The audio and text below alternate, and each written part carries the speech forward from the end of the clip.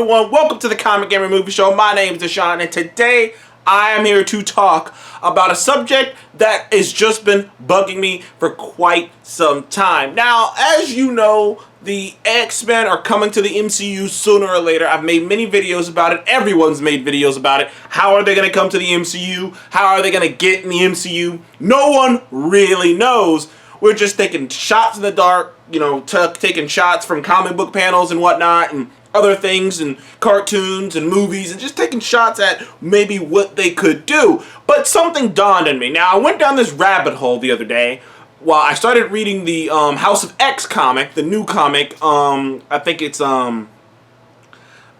is it Hickman? I think it's Hickman. I can't remember off the top of my head, but I know it's a really good comic book. I'm not going to spoil anything for you guys because you should go check out House of X. It's a really good book. And in it, it started to dawn on me while I was reading this. Now, this is a thought that came to me when Disney Plus first came out. One of the big things that was trending, and of course I jumped on it, was the original 90s animated X-Men series. And I started watching that.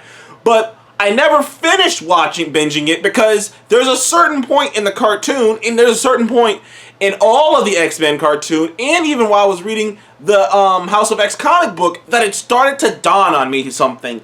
The X-Men are both in the Marvel Universe and not in the Marvel Universe. And they're really the only ones in the entirety of the Marvel Universe, in the comics, the movies, in the comics, the video games, the cartoons, everything. They are both in the Marvel Universe and not in the Marvel Universe. And what I mean by that is, I don't think a lot of people really think about this, but I'm a nerd, so I think about these kind of things. And Days of Future Past doesn't actually make any sense. And the thing is, when I was watching the animated cartoon, the Days of Future Past timeline was story point came up eventually. And I'm sitting there watching it, and I'm thinking to myself, this doesn't make any sense if you're in a world with other superheroes. There's just no way this would go down the way that it does. Because the way the storyline plays out is like they designed these things to come after mutants. And then eventually, they came after everyone else. Now, what I'm led to believe is that none of the Avengers got involved when the Sentinel program came up. Doctor Strange didn't get involved. Doctor Doom just said, I'm okay. The Fantastic Four didn't get involved. Thor didn't come down and get involved. No one came down and got involved in this. Doctor Strange just said, not my problem. Like, that's what you're led to believe, is that basically all these powerful superheroes, all these powerful superheroes on the planet basically just said, we don't need to get involved, it's a mutant problem. And it dawned on me that that's just the world the X-Men lived in. And really, even then, while I was watching the 90s animated series, even then, I was willing to not pay attention to it. But it's not until they got to the Phoenix Saga and the Dark Phoenix Saga that it became very difficult for me to ignore the fact that some of these comics in the Phoenix Saga is one of the most iconic comic books of all time. Many people herald it as one, if not the greatest X-Men issue of all time. Definitely in the top greatest X-Men comics of all time. One of the greatest Marvel comics of all times, for sure. But it does dawn on me, especially while I was watching the animated show, that at a certain point, when Jean Grey's powers are coming up and she's affecting the weather and affecting the earth, and it's a big deal. The Phoenix Force is so powerful, it's affecting everything when you're watching it. And eventually they cut through the world and show different superheroes handling it. They show the Black Knight, they show Doctor Strange, they show Spider-Man, they show War Machine, they show a couple other heroes too. They show another hero. And it becomes very clear to me that, so you admit that other heroes exist in this world, but they're not going to get involved in this Earth-ending catastrophic event. Now, this is a problem that now in the comics, it's always kind of, I was about to get into the MCU, but I'll get into that a little later in the video. But in the comics, you kind of just have to write that off as, oh, well, such and such is too busy, or, oh, well, they're all doing this. But, But it's just a bit bothersome when I sat back and thought about it, because I'm like, it doesn't really make a lick of sense why no one else would get involved. It doesn't make any sense why neither Tony Stark, Black Panther, or Captain America would ever not come out and support the mutant, support Charles Xavier, and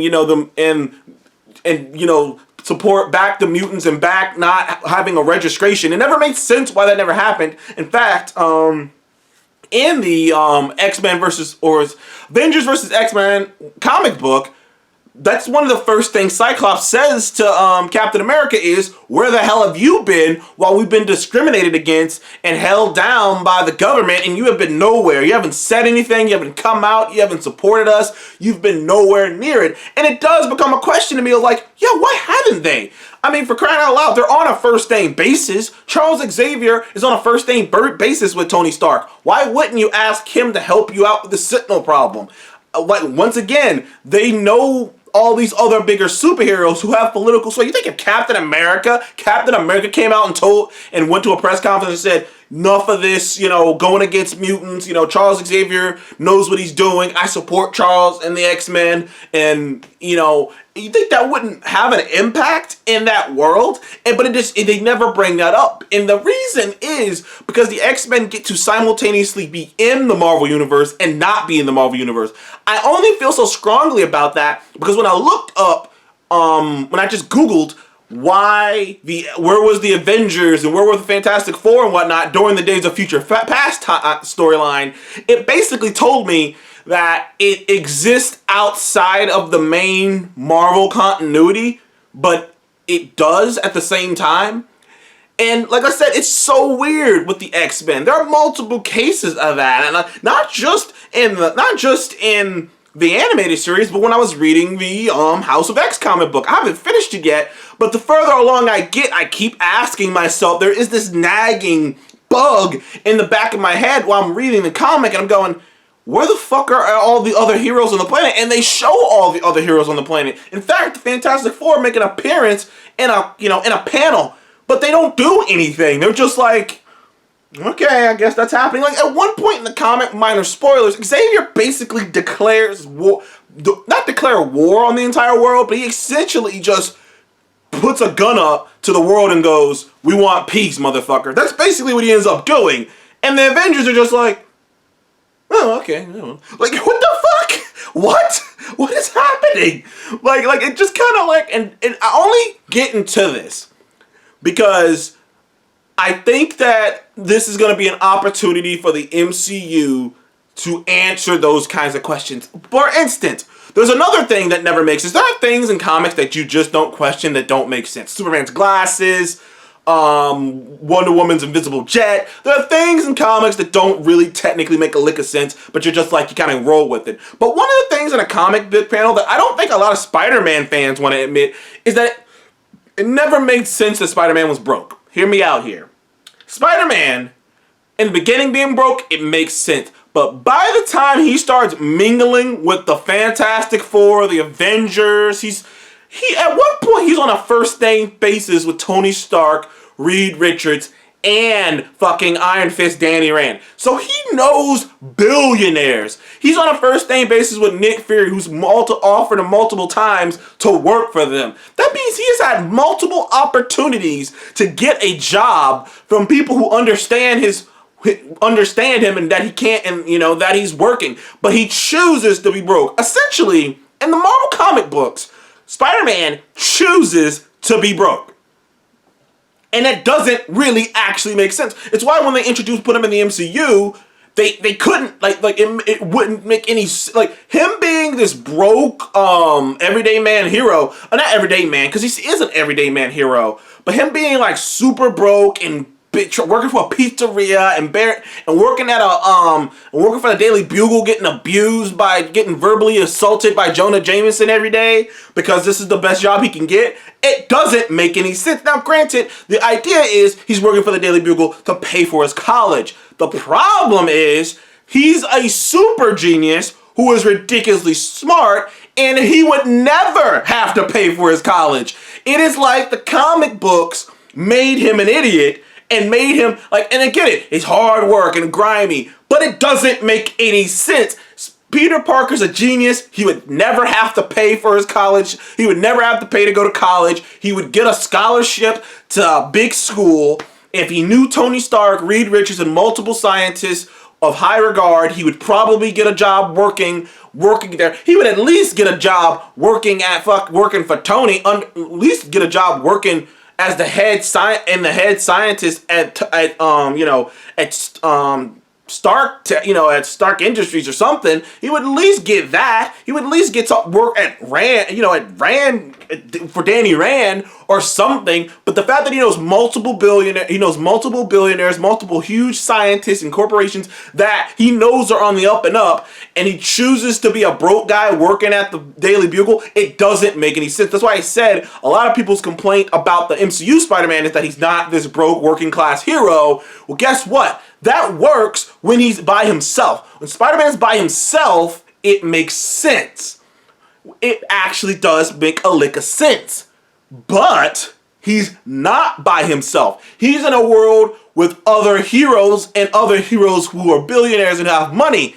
They're in organizations. Therefore, he would be, the only way to make him the working class hero from Sam Raimi is to basically make him go, you know what, I want to struggle. Basically make him come out and say, I'm a moron. I'd rather work over here and be shitty than just, work here and do science where I want to do science anyways. He's a scientist. He's not a photographer. He's a scientist.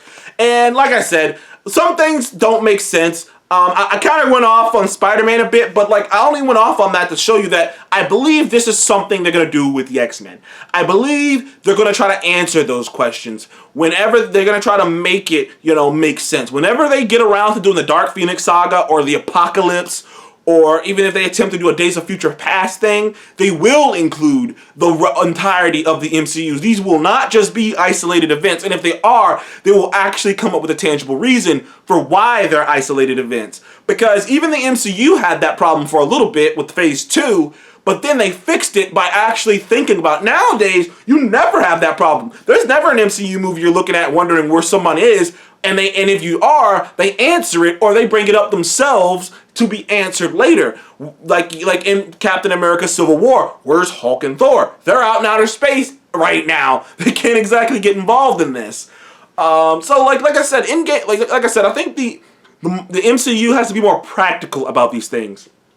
Comics and cartoon shows can get away with the X-Men doing all these storylines without including or having to mention why other characters wouldn't get involved in it. But the MCU does not have that luxury. So the MCU has to make some of these storylines make sense. They have to make Days of Future Past make sense. That they have to make the Apocalypse when Apocalypse comes. Because Apocalypse, when he shows up, he straight up takes out Xavier's school. He's assaulting the Earth, and you never see anything from and for the most part, at least that original Apocalypse, when he originally showed up, you don't really see anything from any other hero. You don't see Captain America and the Avengers go, oh shit, this dude is a threat to the Earth. We need to go and do something about that. Granted, I've heard some people say, well, they just go, well, it's a mutant problem, we'll let them deal with it. But at a certain point, you need to get involved. At what point? And it just makes it sound like they're just picking and choosing when to get involved. And like I said, you gotta at least think these things through.